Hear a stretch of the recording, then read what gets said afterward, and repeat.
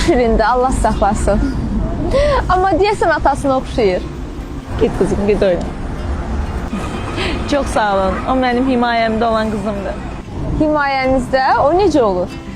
İlk defa Leylan'ı görəndə ona qanım çox sindi. Mən də onun himayədar anası olmağa qərar verdim. Ya maraqlı.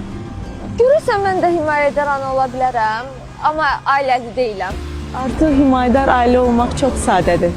Hətta sizə deyim ki, himayədar ana olmaq üçün evlilik şərt deyil.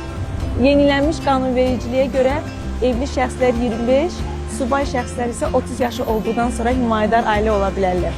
Himayədar ana olmağın ən gözəl tərəfi də odur ki, övlada stilinizi, məhəbbətinizi, sevginizi rahatlıqla bəxş edə bilirsiniz. Həm də bu münasibətlərdə vərəsəlik yaranmır və dövlət himayədar ailə olmaq üçün sizə aylıq və birdəfəlik müavinət ödəyir.